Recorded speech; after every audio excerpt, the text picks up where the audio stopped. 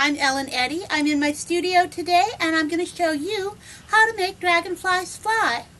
I have a brand new fusible web I've been working with. It's called Infuse and it's coming from Innovative Crafts, and I'm very excited because it's different. It's very much more sticky. It is a new glue and it has much higher tactile qualities. You can move it around, you can reposition it, but it's based differently than other glues we've seen. And so I'm going to be showing you how to work with it with all kinds of different fabrics. Cottons, of course, but cheesecloth, lace, tulle, organza, glitter tulle, all kinds of things that I love to play with, and I know you'll love to play with too. And they're the perfect things to make a dragonfly out of. So let's get started. I want to show you some of the fabrics I've chosen for this. I am testing out Infuse from Innovative Crafts. It's a new fusible web. I've chosen a number of fabrics to work with so we can give it a real test drive. This is, of course, a piece of hand-dyed fabric. It's my base, and it's going to be what we start with. But we have other things chosen as well. I have an oriental brocade, and these are so wonderful. I could use either side, as you can see. Either one is lovely. I have glitter tulle, which is a lovely fiber, very porous, sees through, gives us troubles of its own, but is worthy. I have a commercial lace that's a great blue. It's very pretty. I have a lame I want to use for eyeballs, and that's just yummy, and glitter organza. And then I have something you probably haven't seen before, but it exists, and I have no idea what you call this. It's a metallic sheer, but it's going to be dragonfly wings. We will be using some hand-dyed cotton for rocks, and then I want to do a little mountain out of hand-dyed cheesecloth. So these are my fabrics. These are what I want to play with.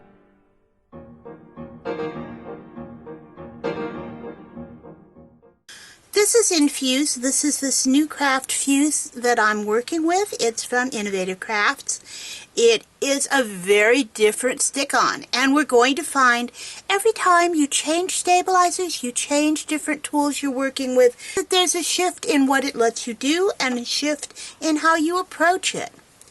It's like a peanut butter sandwich. It has two pieces of bread and then the goo is in the middle. But what is very different about this is the goo. The goo is completely one non-textured sheet, and it's a whole lot stickier than anything we've worked with before.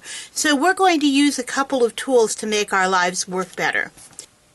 I have some very special tools here today that are going to help me out a lot.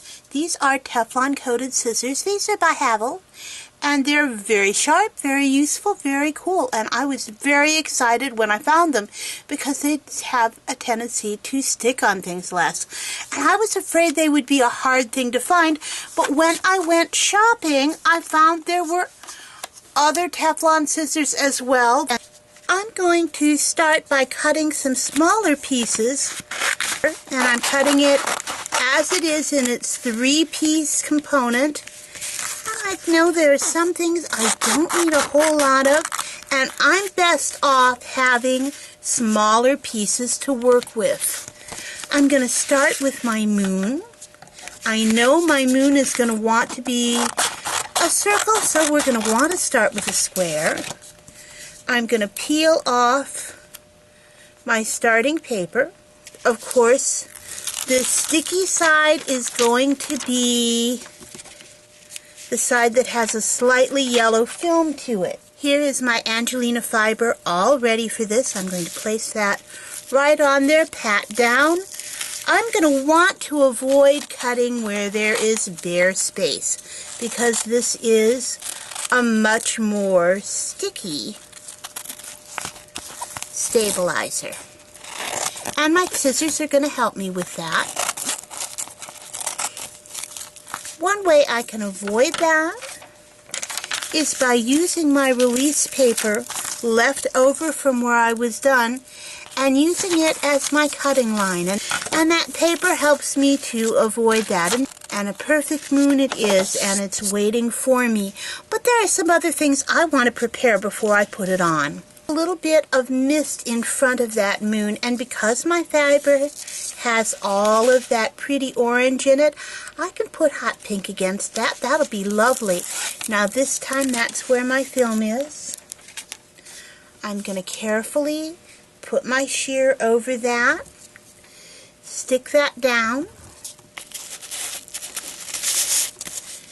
use my release paper again. Use it just to keep myself from getting caught on something that's a problem.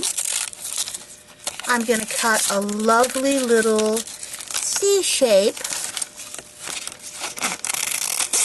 It's going to be a stylized C shape, but it will have that nice hook to it.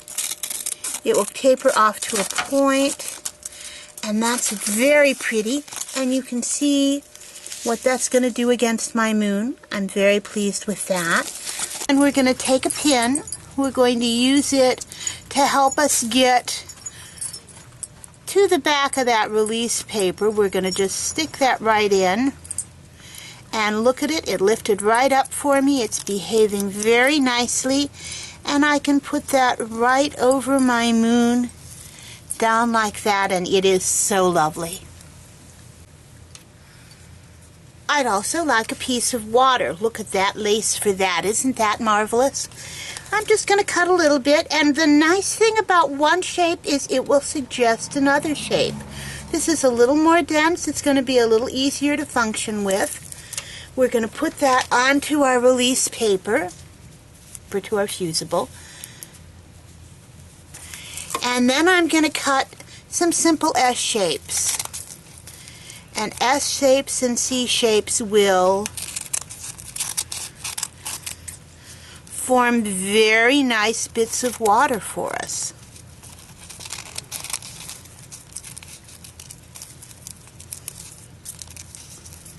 There's one. And then I've got another one right here.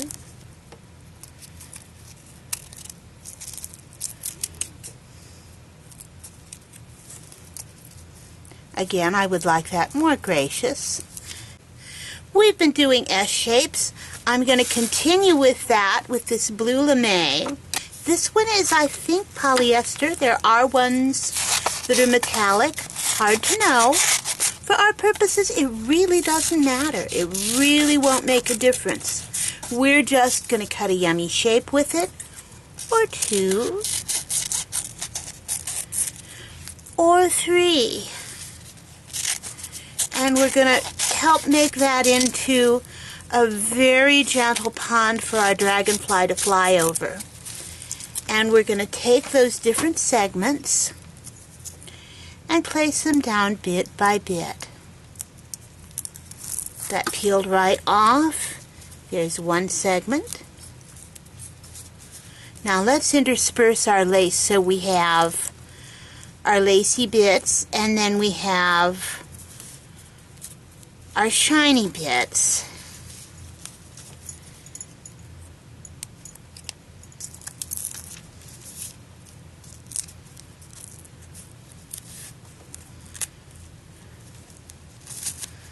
We're just going to give them some graciousness, and we're beginning to get a nice watery surface here. While you're watching this stick a whole lot more on my fingers, keep in mind that it's also going to stick a whole lot more on my fabric, which is the good news and the bad news.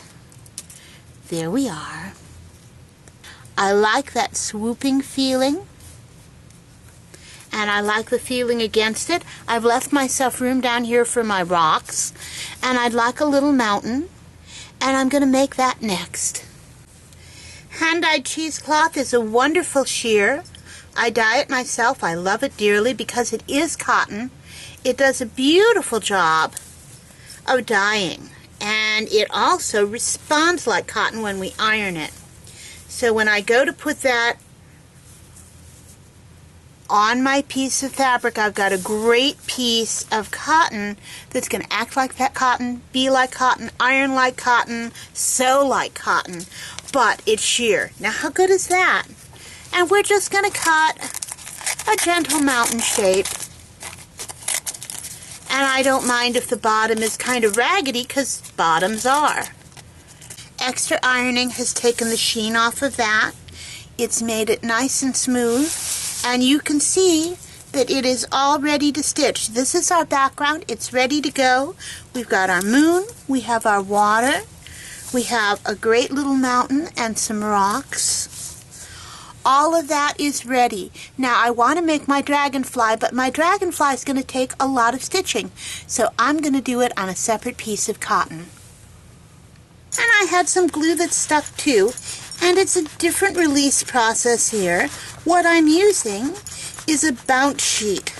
And that's cleaning that pressing cloth glue right away. It's doing a lovely job of that.